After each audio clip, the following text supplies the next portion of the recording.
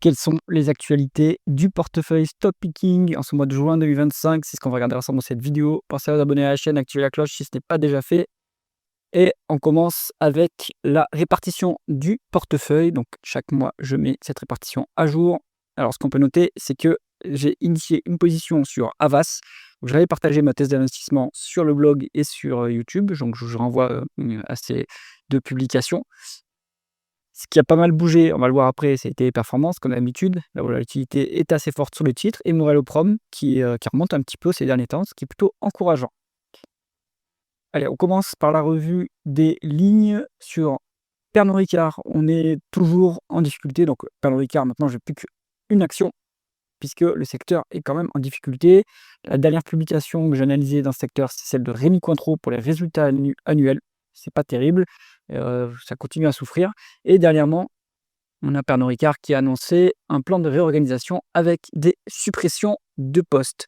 Bon, pour l'instant, ça reste compliqué sur Pernod Ricard et donc je pense, garder mon action pour suivre le secteur, mais c'est tout. Je vais attendre qu'on se retrouve sur des niveaux plus, value en termes de valorisation.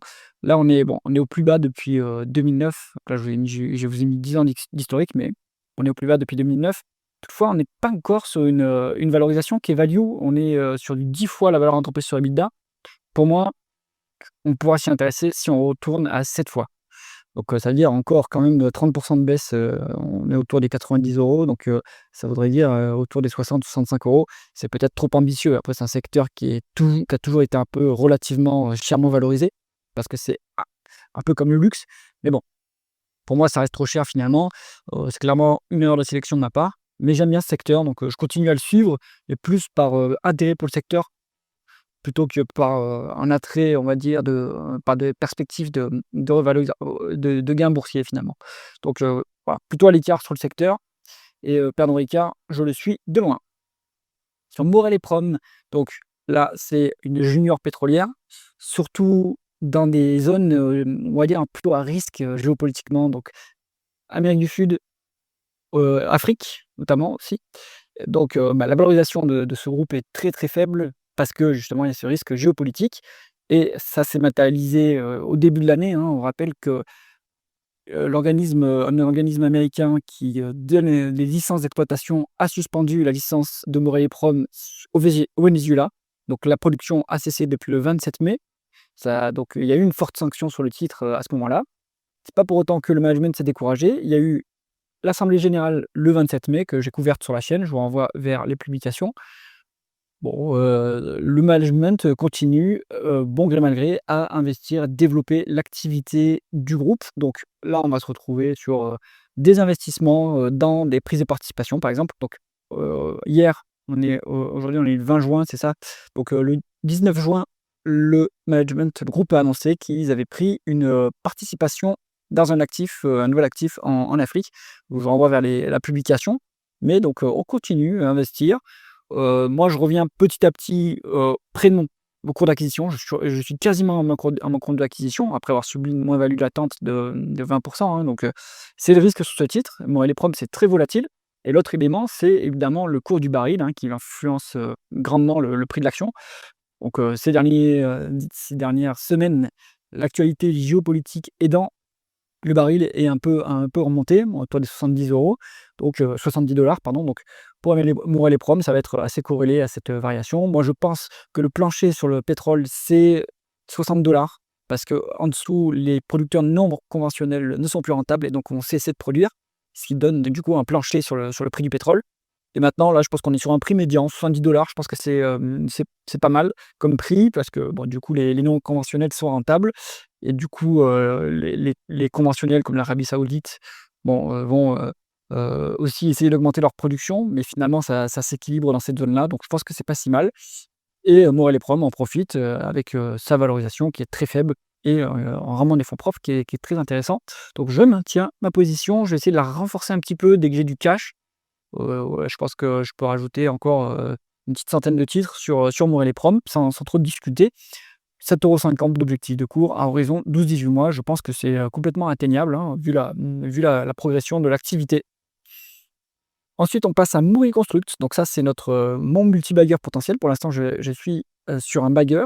donc plus de 100 sur une durée de tension de à peu près 3 ans, hein, donc c'est pas non plus extraordinaire, mais c'est quand même pas mal. C'est une boîte qui monte tranquillement sous les radars.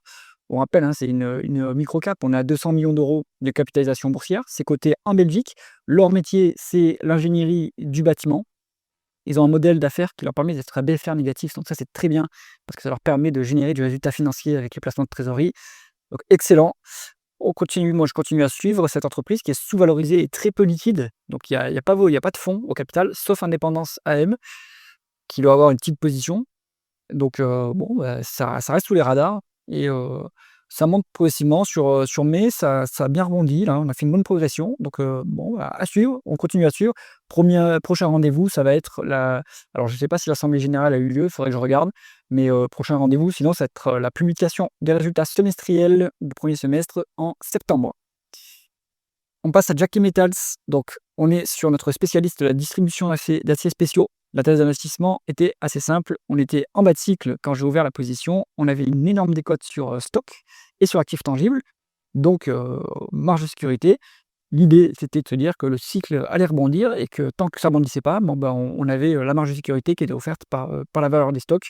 Donc, et en plus, le groupe rachetait ses actions. Ce qui n'est plus le cas aujourd'hui d'ailleurs. Le groupe ne rachète plus ses actions. Parce que je pense que le management juge que le cours de l'action est relativement élevé maintenant, comparé, enfin, c'est plus aussi bon marché qu'avant. Donc, on conserve Jacquet Metals qui continue à rebondir. Maintenant, j'ai une plus-value latente de 20, une position qui n'est pas encore complète. C'est pareil, si j'ai un peu de liquidité, je la renforcerai. Il y a plus de décote en termes de valeur entreprise sur stock. Il y a toujours la décote de prix sur stock en revanche et toujours une décote sur capitaux propres tangibles. Assemblée générale à suivre le 28 juin. Bon, pas de surprise, pas de résolution, à mon avis particulière, à suivre.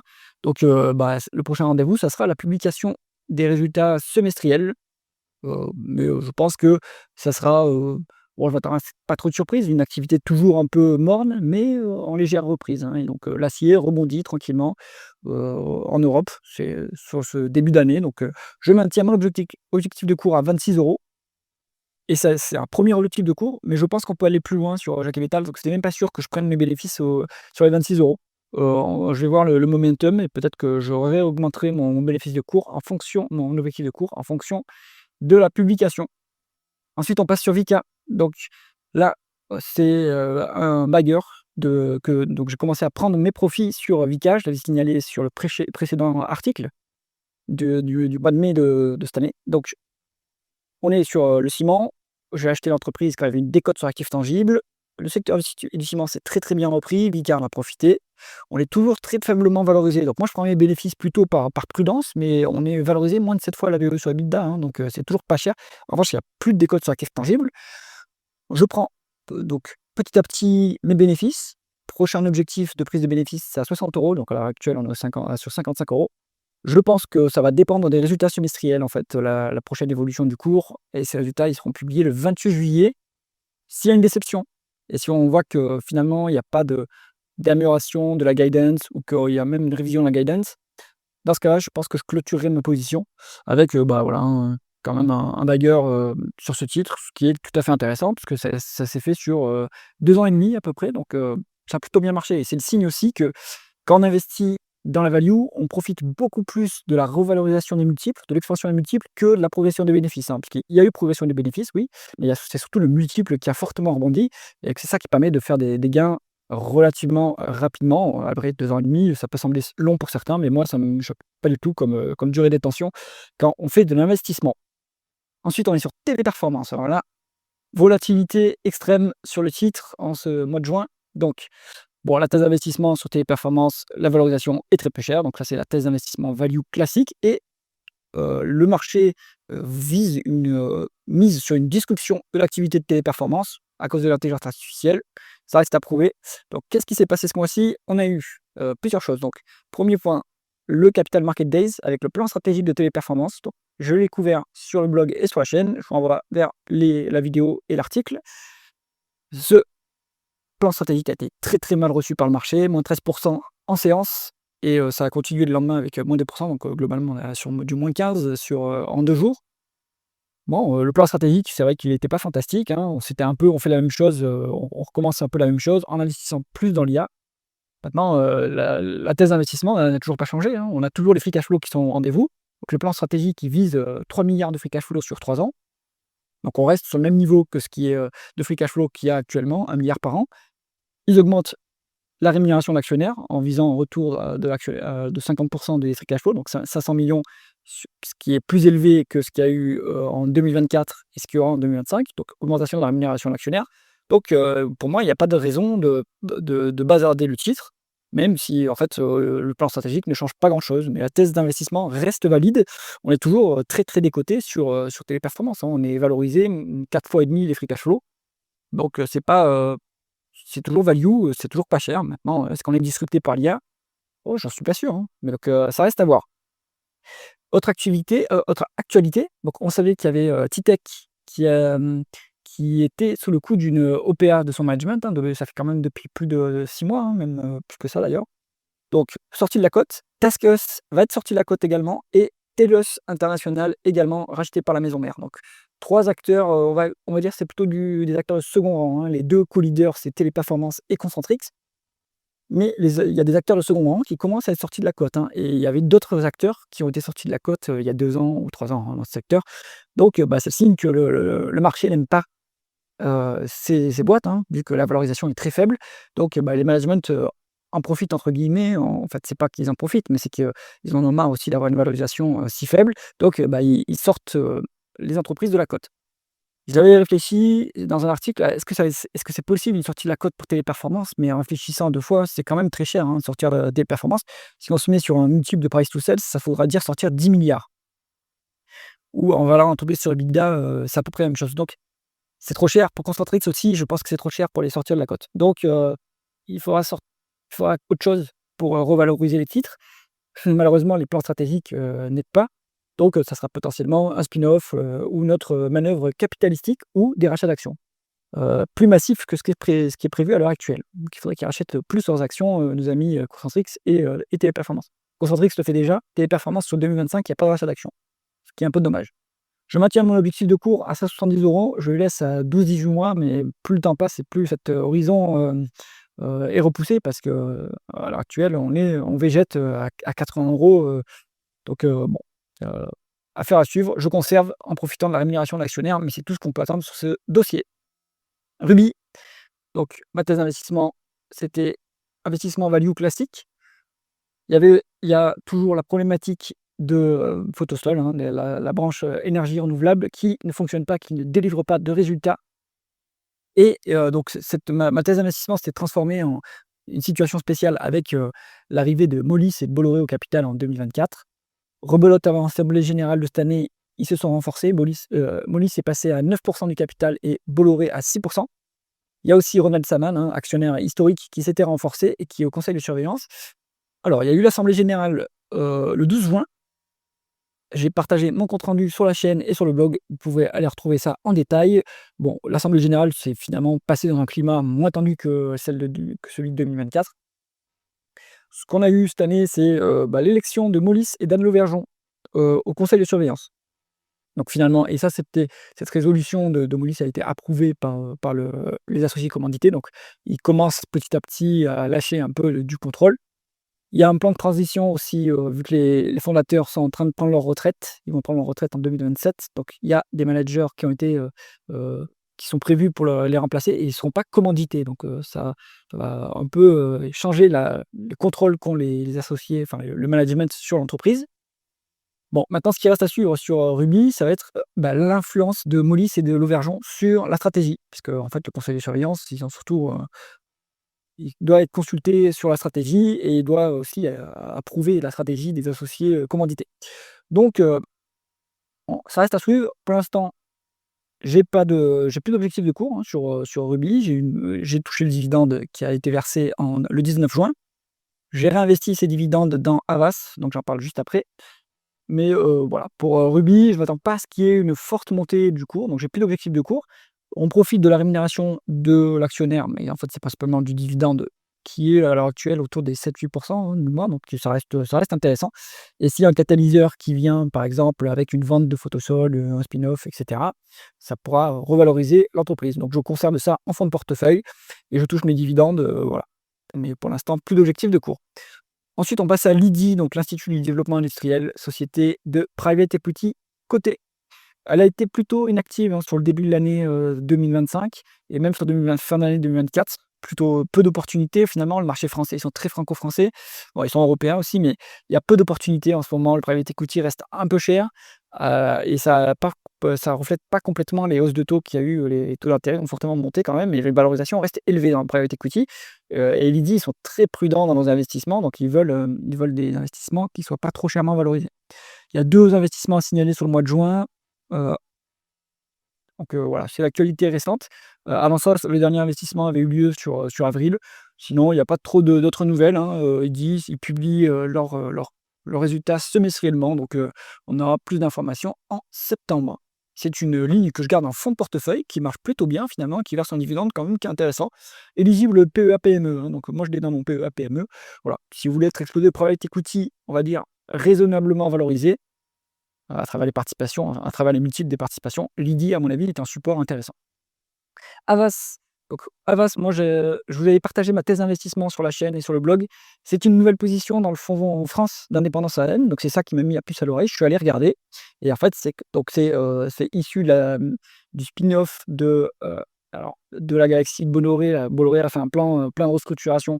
Je vous renvoie vers la chaîne de Philippe Luchilzi qui suit bien le dossier. Moi, je ne connais pas trop bien le dossier, mais j'ai vu qu'il y avait quand même cette société qui a été spin-off. Elle a déjà été cotée à Havas, puis elle a été sortie de la cote. Et là, ils l'ont recotée fin 2024, en décembre 2024. Et en regardant au plus près les comptes, et cetera, c'est très faiblement valorisé. Après, c'est un secteur qui est pas fortement valorisé. On se souvient que Publicis était faiblement valorisé, qui est le leader mondial. Alors, il s'est fait dépasser maintenant parce qu'il y a eu une fusion entre WPP ou Omnicom et IPG, je ne me souviens plus. Bon, donc il y a eu du mouvement dans le secteur, mais on se rappelle que moi je me rappelle que Egon, ça fait des bons gains sur Publicis, justement parce que le marché l'avait trop décoté.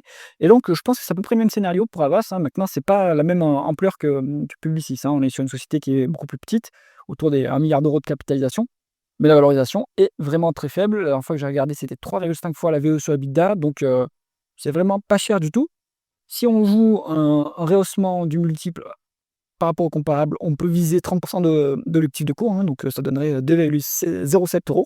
Alors attention qu'il va y avoir un regroupement, un reverse split, hein, un regroupement d'actions qui est prévu. En tout cas, ils en discutent, donc ils vont peut-être, je recommuniquerai mon objectif de cours une fois qu'ils auront regroupé les actions. Sinon, sur l'actualité récente de Havas, ben, il y a eu une assemblée générale le 28 mai.